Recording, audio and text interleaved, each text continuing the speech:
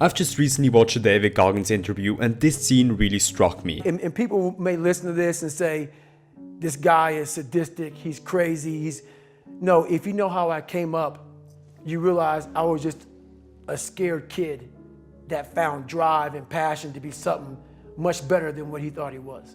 That's all it is. David Goggins was a normal man before. How could that be? David Goggins, this specimen, this godlike creature with masochistical tendencies, was once a fragile human? Yes, today I want to give you 3 lessons from David Goggins, but be careful. The last one of those lessons from David Goggins is why you should take all the advice with a grain of salt. For those that don't know me, I'm managing a fitness center with over 1000 regular members and have a couple certifications under my belt, one of those reaching up to the top 2 of the country. Needless to say, I've been studying performance, mindset and muscle growth for some time. Here's what I learned from David Goggins.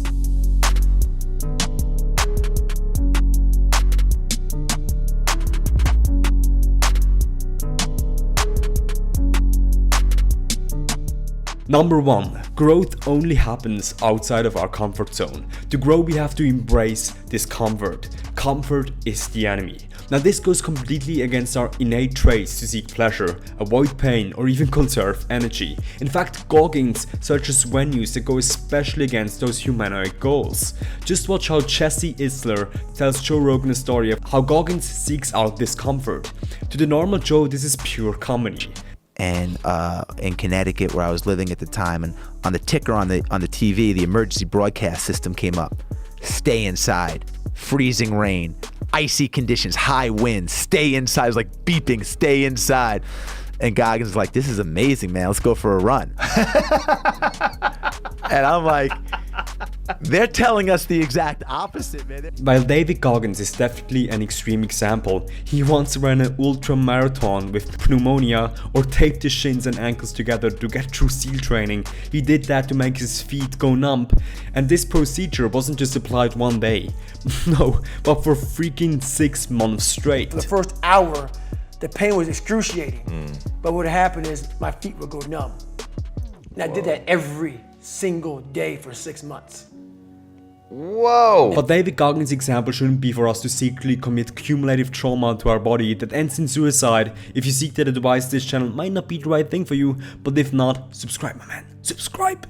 But instead, David Goggins should force us to see that we as individuals can always do more. Most people hate pain, but pain is necessary for growth, not just in the gym but outside. In fact, most changes happen when the pain of staying the same is greater than the pain of change. It's only when one person too many has told you that you will amount to nothing until you find that energy to embrace the necessary discomfort, to stop dabbling with your feet in the water, to burn the ships and have the mindset of either I will do or I die. It's gonna try to give you more. Once it realizes you're not gonna take the path of least resistance, you're gonna stay here until it's done. My mind and my body and my spirit became one for the first time ever. For the first time ever, it became one. And I went to a level that I never thought was humanly possible for myself or anybody else. To reach that point, we have to deal with extreme pain. David Goggins was called the N-word, and it's not Nelson, dozens of times when he was a child. He got an abusive father and sprayed for cockroaches until he was like 24 years old. One day he got so sick of staying where he was that he reached a conclusion of either I will do or I'll die. And trust me, the human spirit is very powerful when those words come out of it. It was at that point where he was willing to embrace the truth. It was at that point where he finally realized that what he is doing right now wasn't working. It was at that point where he started being honest to himself.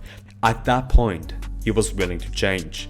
Now this is what might be controversial, but we live our life in an illusion. No one is telling us hard but well-meant criticism. While I'm also not a sociopath that wants to hurt people's feelings, sometimes we're doing a disservice by not telling the truth. I'm really happy that a friend once told me bluntly that I'm nothing. Once I've told him that I want to write a book. I went home that night and cried. Yet, he was right. On the same time, it fueled a fire in me. It gave me energy, with only one purpose: to prove them wrong. In fact, nowadays, I seek out hard criticism. It's what makes me grow. If I'm ever out of shape, I want to have friends around me that tell me, body, you're fat. If I can be more than I could be, I want to have people in my circle pointing that out, pushing me to new heights. The truth is our friend. But there's one harsh downside to the truth. There's one harsh downside to the preachings of David Goggins. Pain can strengthen us. Pain can guide us to our fullest potential. The truth can help us grow, but it can also destroy us and rip us apart mercilessly. But the best thing that happened to me, no one helped me. No one felt sorry for me. In everything we do, there's a thin line between growth and destruction. While I'm a firm believer in mind over matter, if you go into the gym and completely destroy us every day, you will get closer to a wheelchair instead of a bodybuilding stage. The intensity of stress needs to be high enough to promote change, but not so high to destroy our structure. Seek pain and truth in the right dosage. The dosage makes the poison. That's why we should take David Goggins' information with a grain of salt. For every soul-taking, roundhouse-kicking, excuses obliterating David Goggins, there are thousands of people that still spray for cockroaches or committed suicide with that background. What weakens the potato hardens the vegan egg. Seek out pain and the truth, but in the level that you think you can still manage it. Then go one step, but only one step higher. Stretch your boundaries past the self-imposed psychological breaking point, but at the same time, don't be afraid to ask for help and succeed as a team. If you like this video and want to know more about fitness, nutrition, mindset and health, and how these things can help you get the most out of your life, subscribe to this channel.